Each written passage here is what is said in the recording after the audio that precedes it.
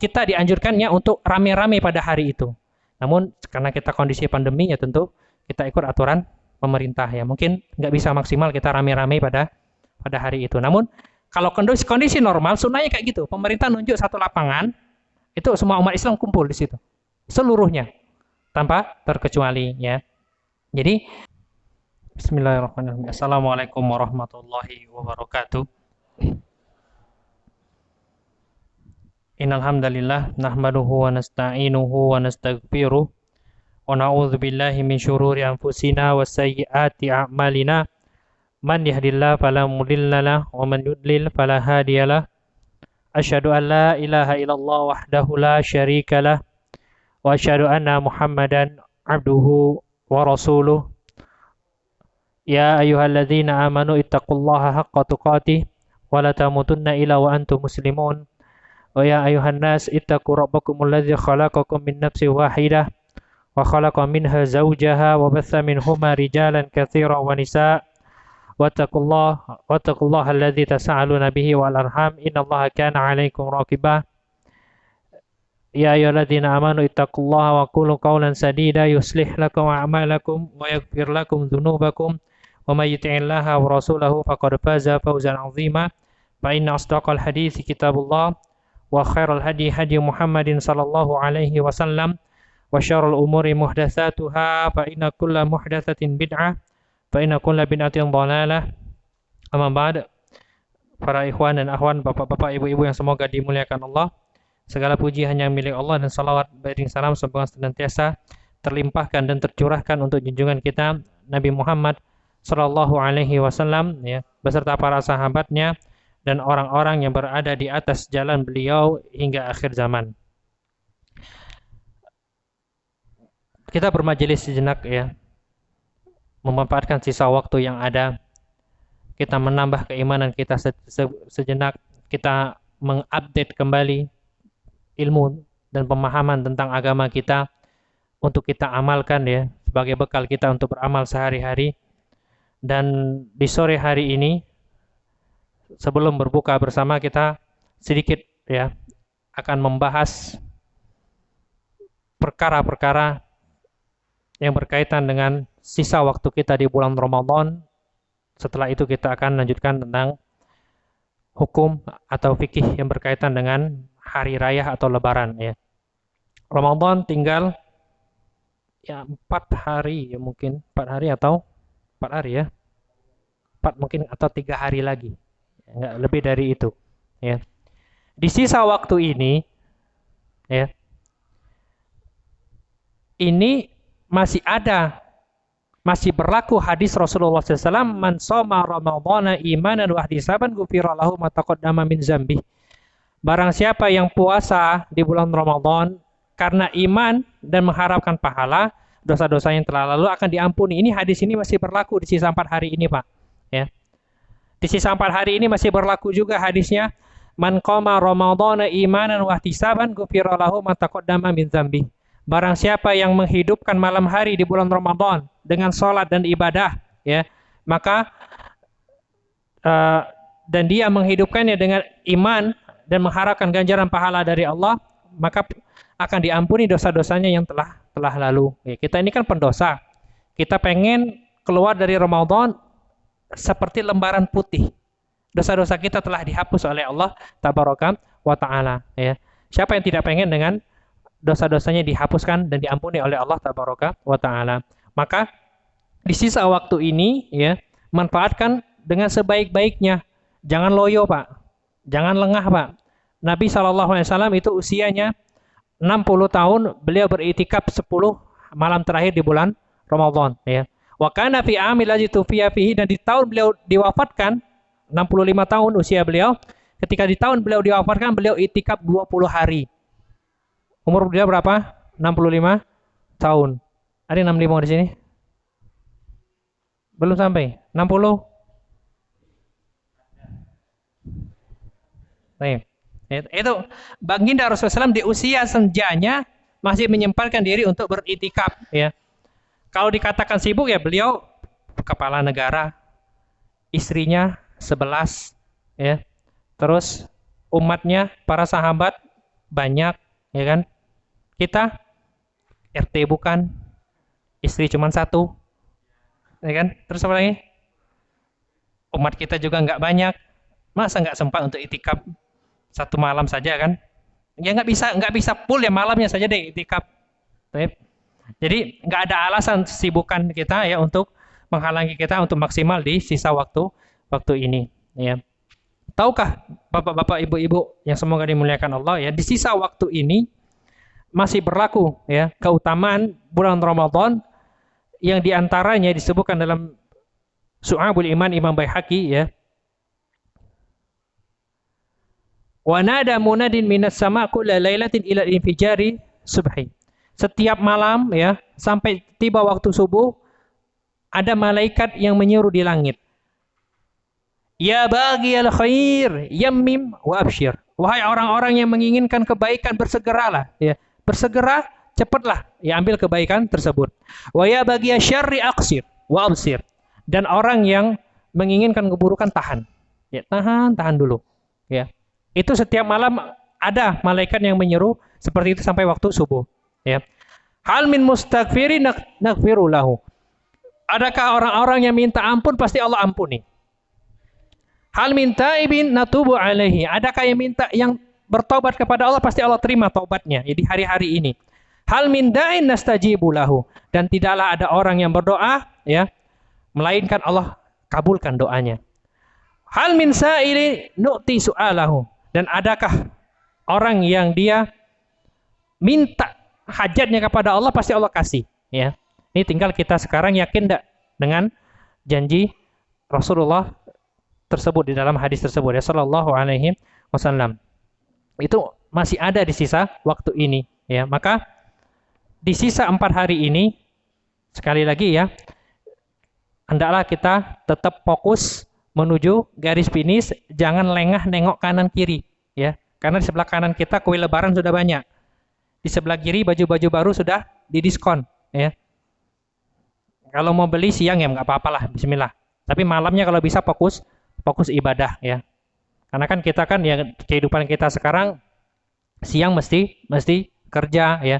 Paling punya kesempatan ibadah itu malam hari. Ya sudah maksimal di malam hari. Ya mudah-mudahan nanti keluar dari Ramadan kita keluar dalam keadaan al-uttaqa'u minan nar ya, yaitu orang-orang yang Allah bebaskan dari api neraka. Ya disebutkan walillahi azza wajal inda kulli fitri min syahri Ramadan kulla lailatin uttaqa'u minan nar ya. Allah itu pada setiap malam di bulan Ramadan ada mereka hamba-hambanya yang berstatus uttaqa'u minan nar, yang dibebaskan dari api neraka ya. Tuh. Kejar predikat tersebut di sisa hari ini. Masih ada 4 malam lagi ya. Masih ada 4 malam lagi maksimal mungkin dan kita kerahkan seluruh tenaga kita. Ya ibarat perlombaan ya. Itu grand finalnya di hari-hari ini. Waktu-waktu terbaiknya itu di hari-hari terakhir ini justru ya.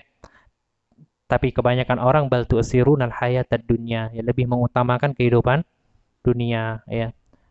Ya mungkin mereka memang ada kebutuhan yang harus dipenuhi. Kita doakan semoga mereka dimudahkan untuk beribadah kepada Allah di sisa waktu ini ya.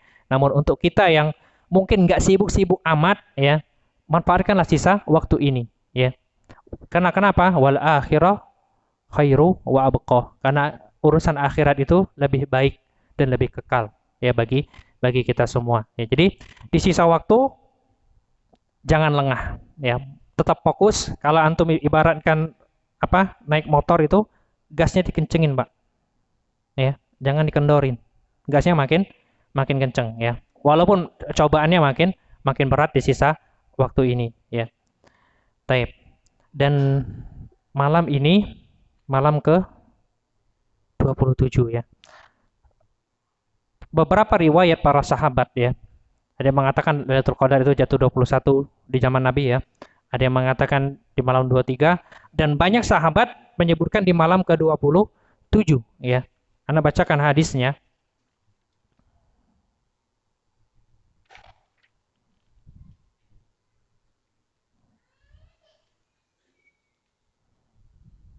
Ya. Diriwayatkan dari beberapa sahabat diantaranya Ibnu Umar dan Muawiyah ya. Dan ini disebutkan dalam Musnad Imam Ahmad, Abu Daud. Dikatakan dari Ibnu Umar, dia mengatakan qala Rasulullah sallallahu alaihi wasallam. Rasulullah SAW bersabda, "Man kana mutaharriyaha falyataharraha lailata sab'i wa ishrin." Barang siapa yang ingin berburu Lailatul Qadar, maka berburulah di malam 27. Ya. Dalam riwayat lain, taharrauha lailata sab'in wa ishrin, ya.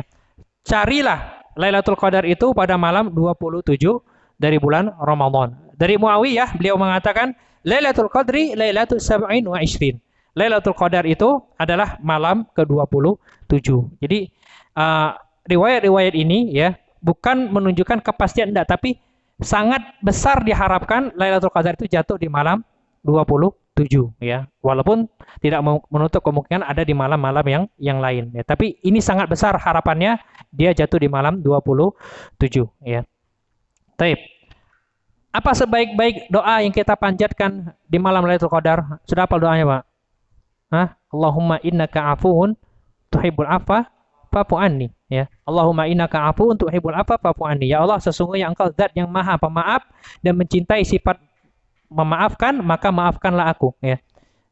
Maka berdoalah di malam itu atau di malam ini dan di malam-malam sisanya dengan doa Allahumma innaka afuun tuhibbul afwa fa'fu anni, ya. Banyak-banyak doa tersebut dan silakan tambah dengan doa-doa yang lain ya. Kalau bisa malam ini itikaf Pak. Gimana biasanya itikaf di sini? Hah? Di rumah. Kamu masjid ini datang itikaf? Satu pun nggak ada. Satu pun nggak ada masjid-masjid ini. Ke As-Sunnah. Ya sudah habis ke As-Sunnah. Kapan lagi? Ya. Rame-rame malam ini ke As-Sunnah, kasih kabar dulu biar mereka nyiapkan konsumsinya, ya. Oke, ya sudah malam ini ke As-Sunnah, itikaf di situ. Nah, taib. Kan nggak mesti masuknya ketika tarawih. Bisa jam 9 setelah selesai tarawih di sini antum ke sana kan, rame-rame, ya. Jadi tarawih dulu di sini dan nggak buru-buru, nanti baru itikaf di situ. Bukan itikaf bukan apa pindah tempat tidur, bukan. Kita itikaf itu pengennya beribadah kepada Allah ya, bisa dengan sholat, bisa dengan baca Al-Quran, bisa dengan berdoa, bisa dengan bermajelis ilmu ya. Pokoknya ibadah amaliyah badaniyah yang bisa kita lakukan, kerjakan semampunya ya. Kalau sudah waktunya capek tidur ya tidur. Taib. Nah, jadi karena malam ini diharapkan malam jatuhnya Lailatul Qadar, maka maksimallah di malam ini dan jangan lupa di sisa malam-malam berikutnya. Nah, taib. Sebelum kita bahas tentang perkara hari raya, ya selesai dari seluk-beluk atau sisa waktu di bulan Ramadan kita. Sebelum Lebaran ada kewajiban bagi kita selain puasa, yaitu membayar zakat fitrah. Ya, ini Anda jelaskan sedikit hukum zakat fitrah. Ya, zakatul fitri bahasa Arabnya, al-fitri itu maknanya kembali berbuka. Ya, dinamakan zakatul fitri karena ya dia zakat yang diwajibkan bersamaan dengan waktu kembalinya berbuka orang-orang dari bulan Ramadan. Ya, di bulan Ramadan mereka nggak boleh makan minum pada siang hari. Ketika sudah fitri, itu kembali lagi siang hari, boleh makan minum dan berhubungan dengan istrinya. Maka dikatakan zakatul fitri karena al-fitri itu al-fitru maknanya adalah berbuka. Ya, taib. Dalil zakat fitrah diantaranya hadis riwayat Imam Bukhari. Farada Rasulullah sallallahu alaihi wasallam zakat al-fitri sa'an min tamrin aw sa'an min sya'irin 'alal 'abdi wal hurri wal dzakari wal untha was saghiri wal kabir minal muslimin wa amara biha an tu'adda qabla khurujin nas ila shalah. Rasulullah SAW mewajibkan zakat fitrah ya, satu sa', ukuran satu sa' dari kurma atau satu sa' dari syair, ini gandum ya. Itu diwajibkan baik hamba sahaya, merdeka, laki-laki, wanita, anak kecil, orang tua, selagi dia Islam wajib mengeluarkan zakat fitrah.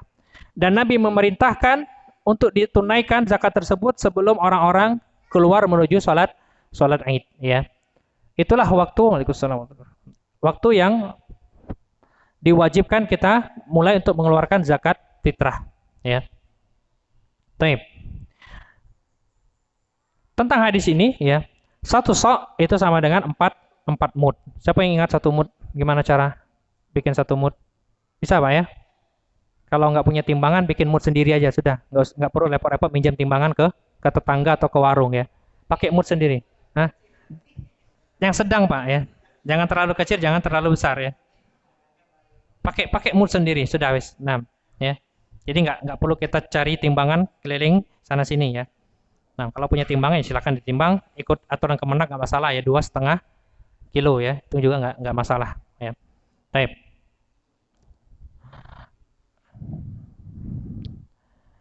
So'an min tamrin ya.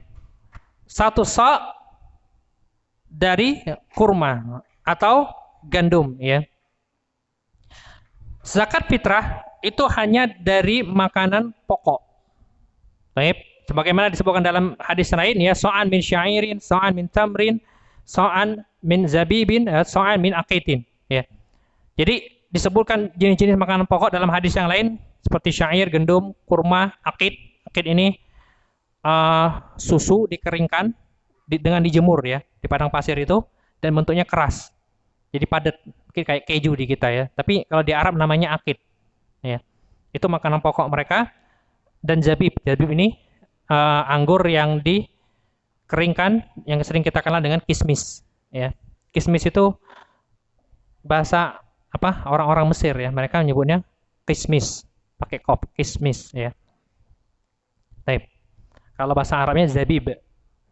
Zabib itu ya kismis. Nah. Baik. Itulah jenis-jenis makanan pokok yang ada pada waktu itu. Makanya kata Abu Sa'id Al-Khudri, ya disebutkan oleh Imam Bukhari, wa kana ta'amuna syair wa zabir wa aqid wa tamr.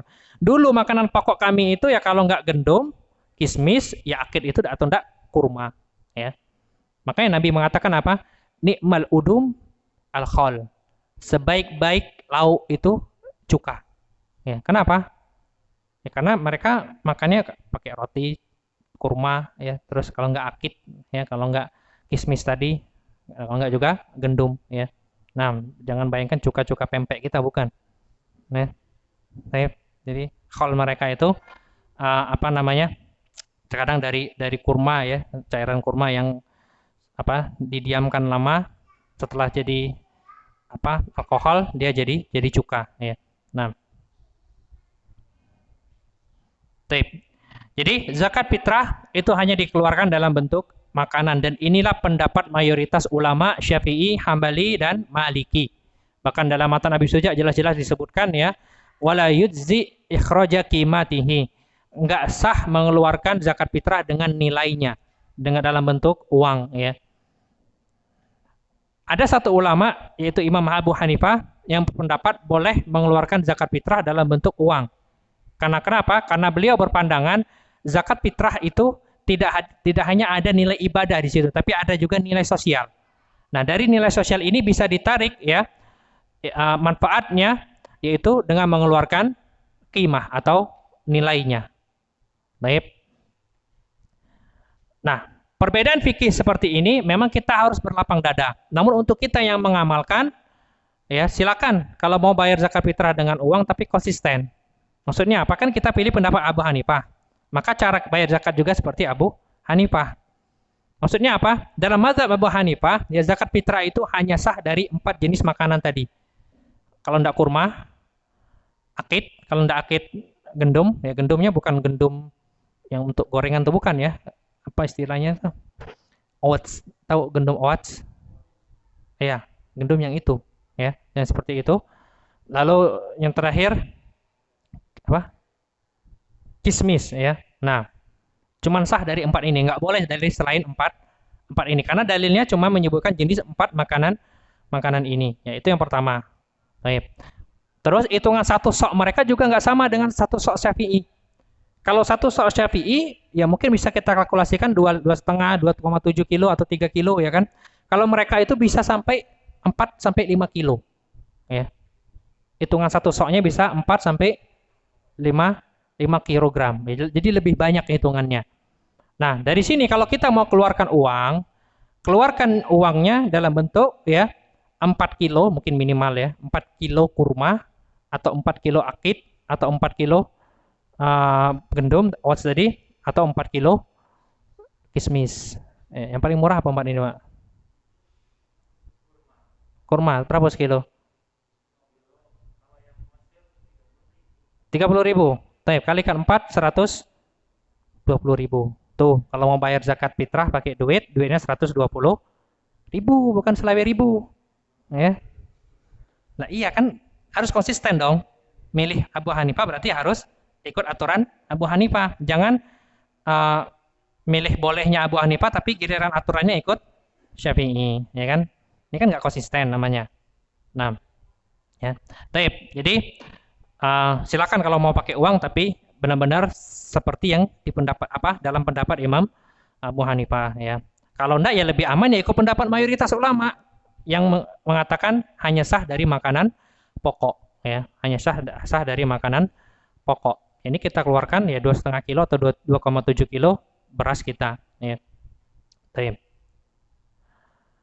Kenapa ya mayoritas ulama berpendapat tidak sah dengan menggunakan nilai? Ya karena hadis-hadis zakat fitrah semuanya dikeluarkan dalam bentuk makanannya pertama. Yang kedua, ya, kalau dikeluarkan dalam bentuk makanan pokok, itu kalau orang miskin pasti butuh. Ya. Tapi kalau dikeluarkan dalam bentuk duit, nggak miskin, nggak kaya pasti butuh. Dari situ bisa kelihatan mana yang miskin, mana yang enggak ya. Nah, tip. Terus juga ya, di zaman Nabi sudah ada namanya alat tukar dengan uang. Ya, ada dinar, ada dirham, dan juga ada ini pulus, alat tukar dari uang-uang yang tembaga atau apa logam-logam kecil ya. Nah, jadi kalau seandainya memang lebih bermanfaat dengan mengeluarkan uang, ya tentu ada riwayat para sahabat mengeluarkan dengan uang. Bukankah dahulu para sahabat miskin-miskin? Antum tahu kisah sahabat yang meninggal tidak ada kain yang bisa menutupinya kecuali kain yang dia pakai yang kalau ditutup kakinya, kepalanya kebuka, ditutup kepalanya, kakinya kebuka ya. Itu kehidupan para sahabat. Banyak miskin-miskin di antara mereka, tapi Nabi tidak mengeluarkan duit. Yang dikeluarkan adalah tetap bahan pokok makanan mereka. Ya, tapi kan orang miskin sekarang kan lebih butuhnya duit daripada beras, ya kan? Ya sudah, kalau memang perhatian dengan orang miskin, zakat fitrah kasih beras, terus kita kasih sedekah amplop duit. Selesai kan? Itu kalau memang mau perhatian dengan orang miskin. Jadi kita tidak merubah kewajiban kita, ya kita tetap ikut pendapat mayoritas ulama, plus kita dapat pahala sedekah. Nah, mudah kan urusannya? Nah, jadi sebenarnya gampang ya. Hanya terkadang kita yang terlalu kaku untuk mengamalkan syariat ini. Baik. Lalu yang perlu diperhatikan juga dalam zakat fitrah ya, jangan sampai lewat orang sudah sholat. Karena baginda Rasulullah SAW mengatakan, wa man kana yu'addiha qabla sholati fa innaha shadaqatun maqbulah. Wa man yu'addiha ba'da sholati fa innaha shadaqatun minas shadaqat. Oh, kama qala. Barang siapa yang dia menunaikan zakat fitrah sebelum orang sholat, maka itulah zakat fitrah yang diterima. Dan barang siapa yang dia menunaikan setelah orang sholat, maka itu sama saja seperti sedekah biasa. Ya, jadi perhatikan di sini. Maksudnya apa yang perlu kita perhatikan? Ini kalau kita nitip ke panitia zakat di masjid-masjid, ya, pastikan mereka distribusikannya apa sebelum orang sholat. Ya, karena sebagian panitia ini ada yang mereka nggak paham, ya, nggak habis ini sudah mau sholat dulu kita, nanti habis ini baru kita bagi-bagi lagi. Itu salah, keliru pak, ya. Yang jadi panitia zakat keliru seperti itu. Itu zakat fitrah harus ditunaikan seluruhnya ya sebelum orang sholat id, baru itu namanya zakat fitrah ya. Lalu yang kedua, nggak harus dan nggak mesti kita membagikannya melalui panitia zakat di masjid. Boleh kita bagikan sendiri. Ya, kita tahu tetangga kita yang miskin atau kerabat kita ada yang miskin, sudah kita kasih. Ya. Karena adanya panitia ini hanya untuk memudahkan kita saja. Biasanya mereka punya data orang-orang miskin sekitar masjid ya, yang siap dibagikan, itu mereka yang salurkan seperti itu. Ya. Tapi tidak harus kita bagi melalui mereka. Bisa kita bagikan sendiri. Ya.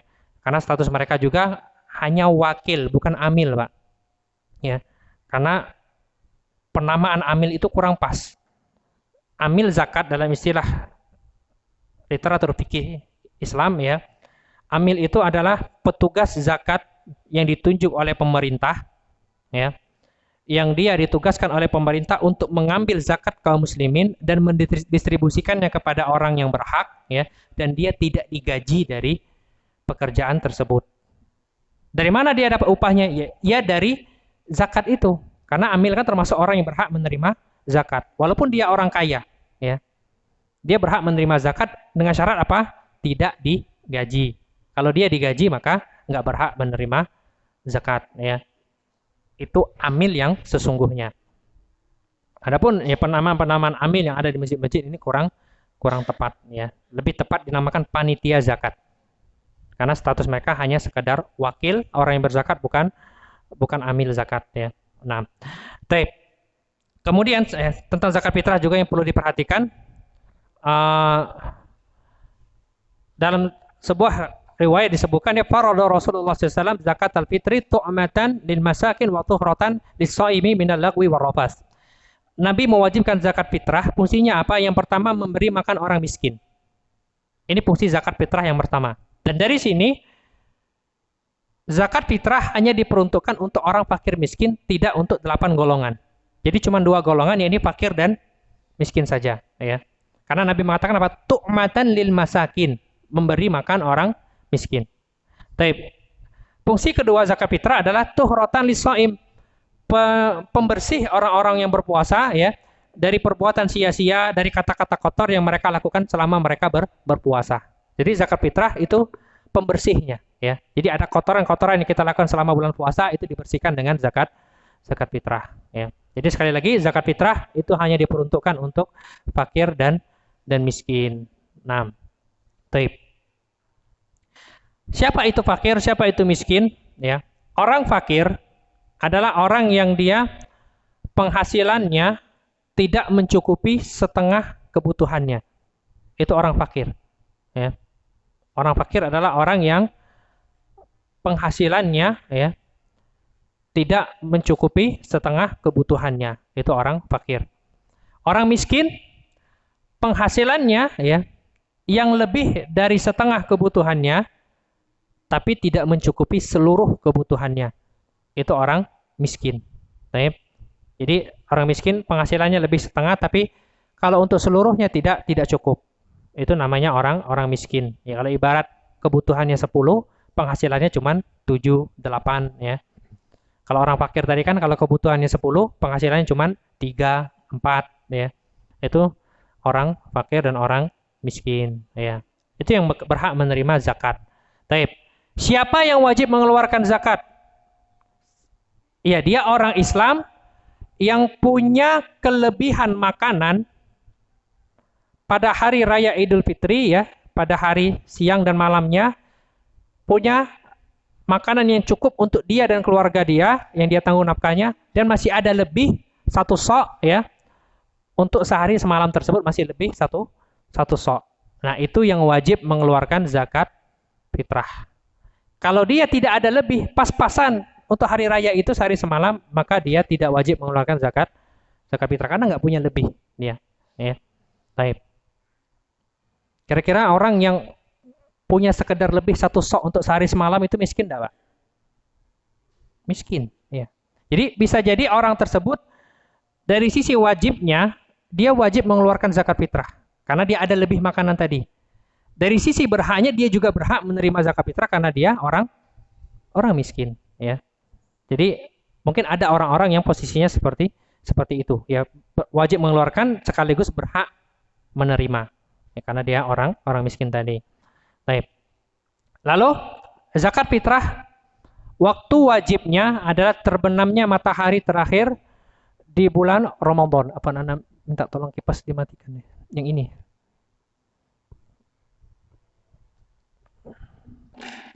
Baik. Waktu wajib zakat fitrah itu ketika matahari terakhir di bulan Ramadan itu terbenam. Nah, ya.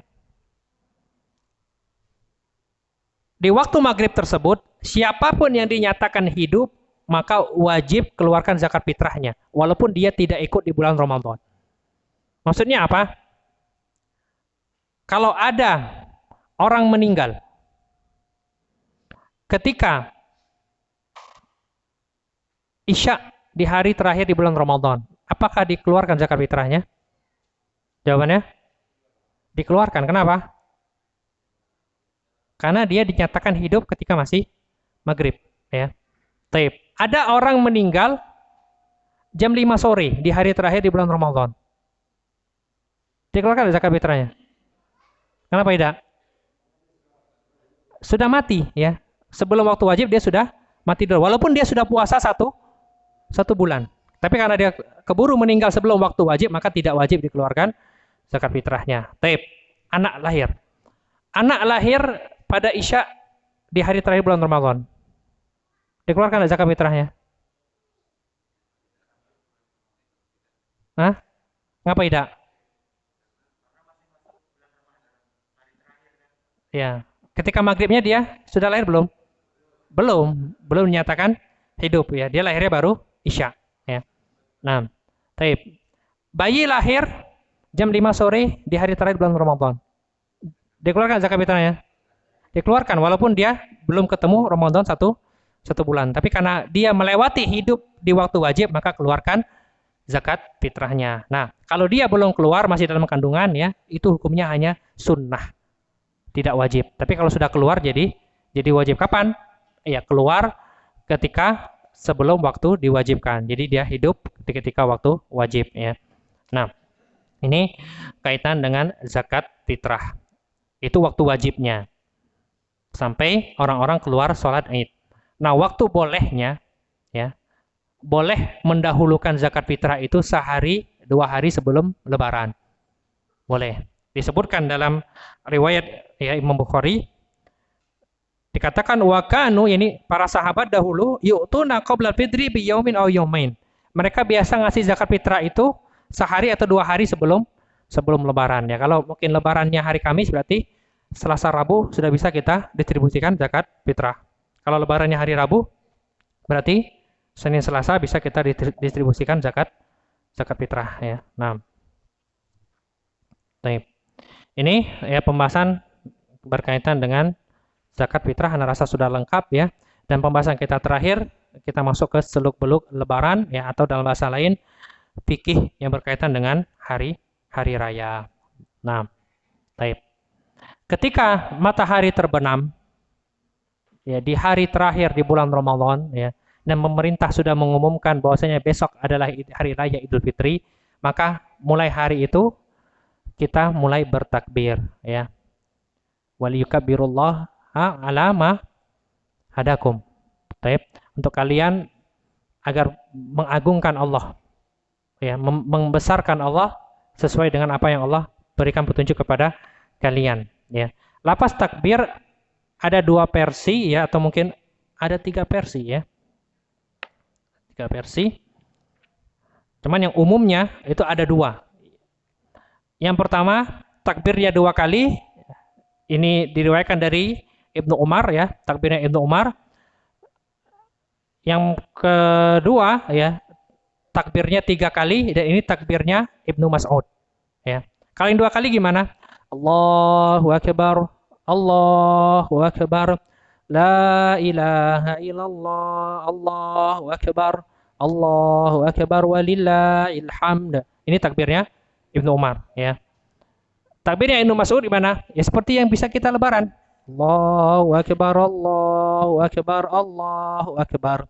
La ilaha illallah, Allahu Akbar, walillahil hamd.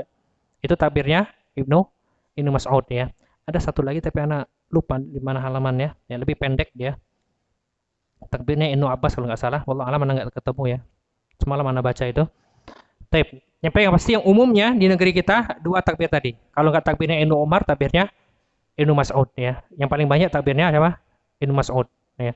Nah, taib. Lalu, ya, sampai kapan kita bertakbir? Sampai besok, ya, sebelum imam naik ke mimbar, ya. Itu takbir terus. Dan takbir sendiri-sendiri, Pak.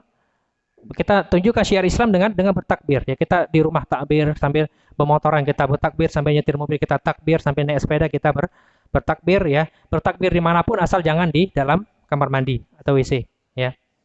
Jadi takbir sendiri sini. Ya, tunjukkan syiar Islam pada hari tersebut.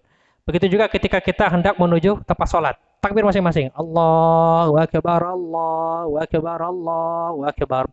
La ilaha illallah, Allahu akbar. Allahu akbar walillahil hamd. Terus ketika nunggu imam ya sampai imam datang menegakkan sholat, kita juga bertakbir. Takbir terus ya. Jadi tunjukkan syiar Islam pada waktu itu dengan bertakbir. Membesarkan Allah, mengagungkan Allah tabaraka wa taala. Baik. Lalu setelah kita bertakbir ya, sebelumnya ketika pagi hari ya disunahkan bagi kita untuk makan terlebih dahulu pada hari raya Idul Fitri ya, untuk menunjukkan apa hari itu kita sudah berbuka, enggak lagi seperti Ramadan ya. Jadi disunahkan makan terlebih dahulu. Nabi biasanya ya memakan kurma dalam hitungan ganjil. Karena kenapa? Karena salah satu Asmaul Husna adalah Al-Witr, yakni Allah yang maha ganjil dan Allah mencintai bilangan yang ganjil. Jadi Nabi di pagi hari makan kurma dulu 3 butir mungkin atau 5 butir ya. Boleh tidak makan ketupat? Boleh ya. Tapi jangan lupa kurmanya dalam hitungan ganjil ya. Baik. Lalu ya setelah makan ya, sebelumnya mungkin atau sesudah makan ya, kita disunahkan mandi dulu untuk berhari raya. Mandi apa? Ya, kita kan biasa mandi kan. Maksudnya mandi dengan niat mandi besar. Ya. Disunahkan bagi kita untuk mandi besar dalam rangka menyambut hari raya. Ya, ya mandi seperti biasa, mandi besar. Ya, taib. Disebutkan ya dalam riwayat, tengah di sini. Ya. Ali radhiyallahu anha ditanya tentang mandi-mandi yang disunahkan, maka Ali menjawab, yaumul jum'ah wa yaumul arafah wa yaumul fitri wa yaumul adha. Mandi pada hari Jumat, mandi pada hari Arafah, mandi pada hari raya Idul Fitri, dan mandi pada hari raya Idul Adha ya. Mandi seperti mandi biasa. Nah. Baik. Mandi sudah, makan sudah, kita menuju mushola untuk sholat Id. Nah, untuk sholat Id ya, itu sunnahnya adalah di musola. Musola ini bahasa Arab itu artinya lapangan yang digunakan untuk sholat. Lapangan lebar ya untuk sholat ya. Dan yang sesuai sunnah itu ya, pemerintah resmi yang menunjuk. Misalkan ini perkelurahan atau perkecamatan biasanya. Perkelurahan ya. Pak lurahnya nunjuk, ini lurahan apa? Hah? Talang Ubi. Nah, kelurahan Talang Ubi sholat Idnya di lapangan mana misalnya? Ada lapangan nggak sini? Lapangan Beringin. Nah, ini seluruh warga Talang Ubi kumpul bareng-bareng di situ. Ya, itu sunnahnya. Karena tujuan sholat Id apa? Mengumpulkan orang-orang Islam ya untuk mereka berraya hari raya sama-sama ya. Bahkan Nabi memerintahkan zatul awatik wal khuyat ya memerintahkan apa? Gadis-gadis, terus wanita-wanita haid dan wanita-wanita yang dipingit untuk keluar pada hari itu menyaksikan dakwatul muslimin. Ya syiarnya kaum muslimin. Adapun orang-orang haid hendaklah menjauhi tempat sholat. Ya. Saking kita dianjurkannya untuk rame-rame pada hari itu.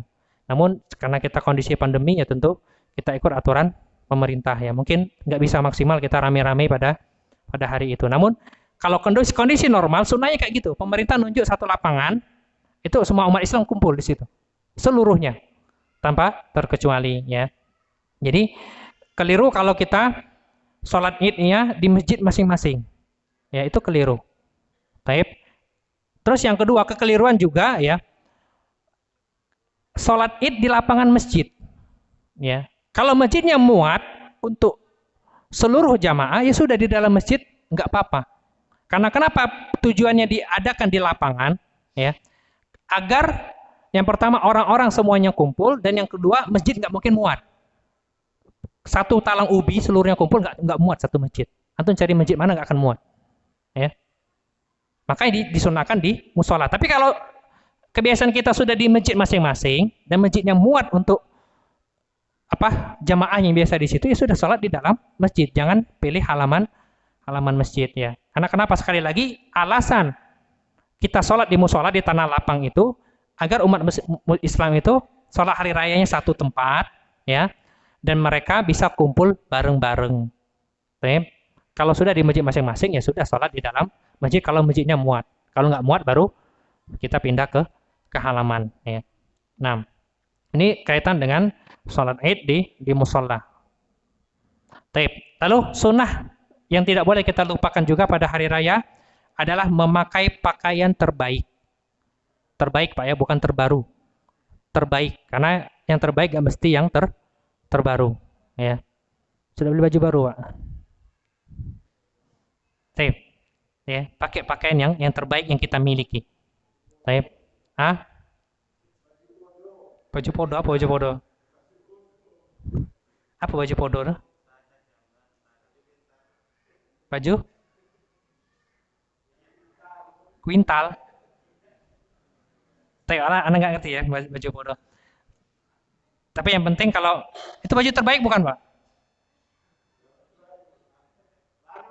Baju baru. Kalau itu termasuk baju yang terbaik kita miliki, silakan dipakai. Pakailah pakaian terbaik ya.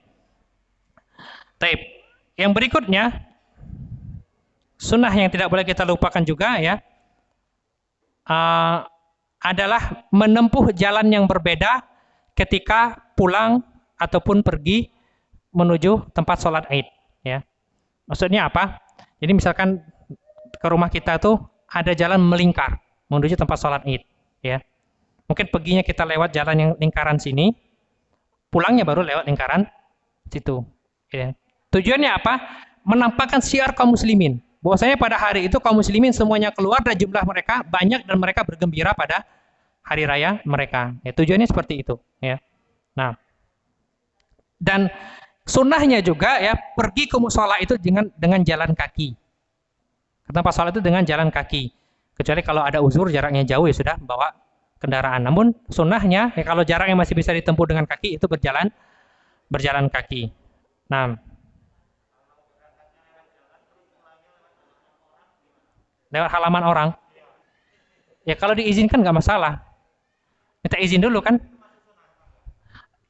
Ya kita ngamalkan sunnah, tapi jangan merampas hak orang lain. Karena namanya halaman orang pasti kan milik pribadi, bukan jalan umum kan. Kalau milik pribadi harus izin dulu ya. Nah, ya mungkin kita ketika lewat, Bu, numpang lewat boleh enggak? Ya silakan, monggo. Ya, sudah lewat. Ya. Tapi kadang ada orang tuh ya, kasih jalan saja sulit untuk halamannya. Anak pernah di Linggau itu, lewat jalan kecil, mau ke jalan besar. Qadarullah ada perbaikan jalan ya. Jadi nggak bisa nyebrang mobil di situ, cuma bisa nyebrang motor. Akhirnya kita mau mundur, muter balik, jalan sempit. Ada warga punya halaman yang di depan ditutup. Di belakang ada punya halaman. Anak nggak lihat kalau dihadang pakai pot bunga karena posisi di mobil kan. Jadi anak mundur. Ketika anak mundur dibuka ya. Sambil marah-marah ibunya. Pak, ini kok ditabrak ada pot bunga. Terus anak lihat, oh iya Bu, maaf Bu, kami nggak lihat dan nggak ada jalan untuk mutar kecuali di sini. Di situ kan ada lebih luas katanya kan. Ya sudah ya, orang kalau sudah kayak gitu ya mau gimana, tetap dia yang mau benar ya. Ya sudah, akhirnya kita ngalah ya. Tapi ya kalau kita berpikir kalau kita orang ngaji ya kasih jalan halaman untuk orang yang membutuhkan itu kan dapat pahala. Ya. Jangan kita mikirkan cuma materi dunianya saja ya. Tapi kita kasih uzur ya, mungkin orang belum paham ya sudah, nggak apa-apa, kita yang ngalah. Baik. Kita lanjutkan kembali. Buku di sini jam berapa? Hah? 8:08 sama Pak ya? Nah, kira lebih cepat. Misalkan makin ke arah timur makin cepat kan? Baik.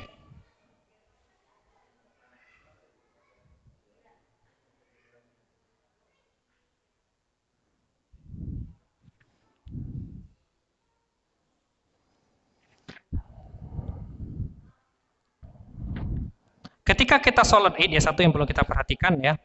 Kalau sholatnya di lapangan musola, nggak ada sholat tahiyatul lapangan. Ya, nggak ada sholat qobliyah, nggak ada sholat ba'diyah. Jadi datang duduk, ya sudah takbir. Waktunya sholat, salam, ya sudah selesai. kita lewat jalan lain. Ya.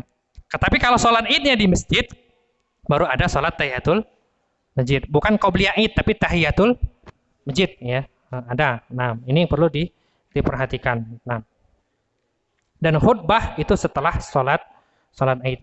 Ini gimana, Kang Sakti? Sholat id sendiri atau ikut warga? Sendiri. Di mana? Di sini? Masjid? Oh, di Benai. Di masjid Benai. Oh ya. Nah, berarti kalau di masjid berarti ada sholat tahiyatul masjid ya. Di halaman masjid. Itu emang kalau masjid nggak muat? Nggak muat, sudah di halaman ya. Berarti nggak ada sholat tahiyatul halaman ya.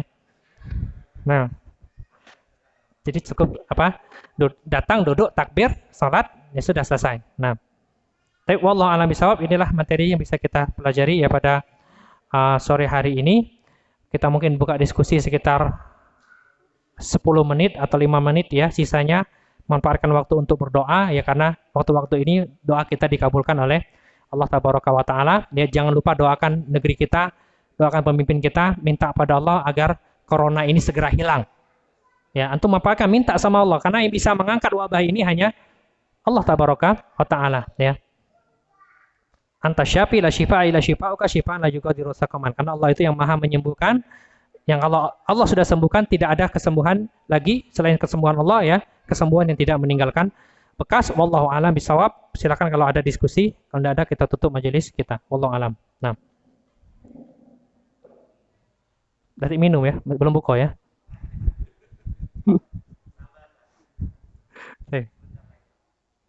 Sudah, atau tidak sabar nak buka? Silakan. Nah. Fidyah, oh ya, nah.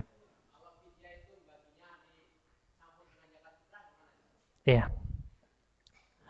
Fidyah membagikannya digabung dengan zakat fitrah. Berarti kasih bahan mentah ya. Ya kan? Karena fidyah kan boleh juga bahan masak kan?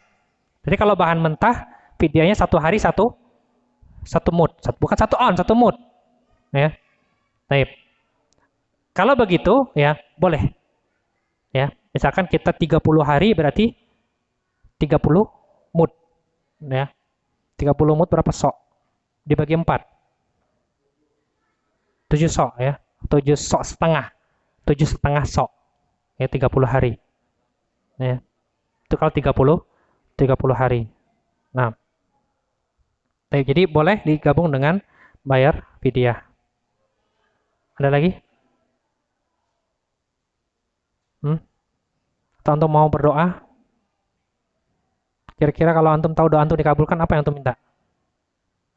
Istri lagi? Minta apa ya? Hah?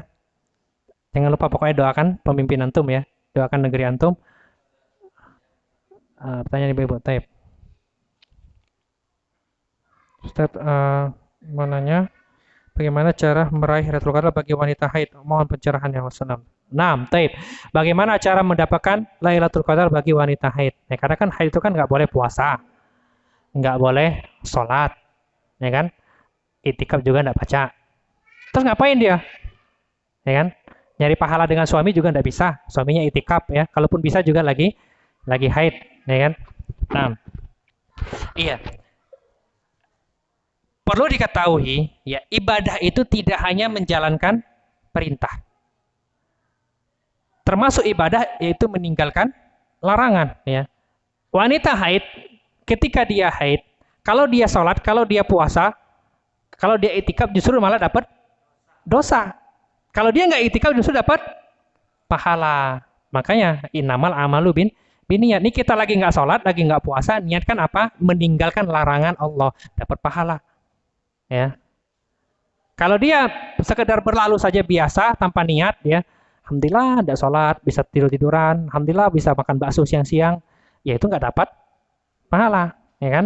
Jadi yang pertama, nggak sholatnya, nggak puasanya, nggak itikafnya, niatkan untuk meninggalkan larangan Allah, itu dapat pahala. Yang pertama, ya. Lalu yang kedua, ya, kan yang dilarang cuma sholat, puasa, itikaf, zikir masih bisa. Doa masih bisa, ya. Apa? Tawaf. Ada yang umroh, Pak. Ya kalau ada yang umroh, tawaf nggak boleh ya. Tawaf nggak boleh ya, kalau lagi haid ya. Nah, taib. Tawaf nggak boleh. Taib. Nah, kita lanjutkan lagi. Yang boleh kan doa bisa, zikir bisa, ya. Apa lagi? Hah? Sedekah ya, sedekah. Ya, nanti kalau punya fulus sedekah deh malam ini. Kalau malam ini Lailatul Qadar berarti sedekah yang lebih baik daripada bersedekah seribu bulan ya, masya Allah ya. Sedekah bisa. Terus apa lagi? Baca Quran ya. Baca Quran kalau mau amannya jangan pegang mushaf. Baca dari HP kalau enggak Quran terjemah. Ya, karena kalau Quran terjemah itu enggak dihukumi sebagai mushaf, sama seperti buku tafsir. Ya, yang dihukumi mushaf itu Quran yang dia benar-benar isinya kalamullah semua, nggak ada terjemahannya, nggak ada tafsirnya. Ya, jadi untuk amannya karena ada persisian ulama, kita masih bisa baca Quran, tapi mungkin lewat aplikasi HP atau mungkin ya lewat Al-Quran terjemahan. Ya, ini untuk wanita haid masih bisa baca Quran, ya kan? Masih bisa zikir, masih bisa doa, masih bisa bersedekah, masih bisa amar ma'ruf nahi mungkar, kan banyak. Jadi ibadah itu kan tidak mesti hanya sholat dan puasa saja. Baik. Terus juga ibadah tidak mesti ibadah yang nampak. Ada amalan hati. Seperti apa? Hah? Ya ikhlas tadi, niat meninggalkan larangan Allah, bersabar, ya, berhusnuzon. Terus apa lagi amalan hati? Mencintai Allah, takut kepada Allah. Itu kan amalan-amalan yang bisa kita lakukan ya, selain amalan-amalan badan. Jadi wanita yang haid jangan khawatir, insya Allah masih dapat Lailatul Qadar ya. Manfaatkan ya ibadah yang bisa dilakukan. Baik ibadah tersebut dengan menjalankan perintah atau dengan beribadah dengan menjauhi larangan ya. Wallahu a'lam bis-shawab. Baik. Ada lagi pertanyaan? Nah,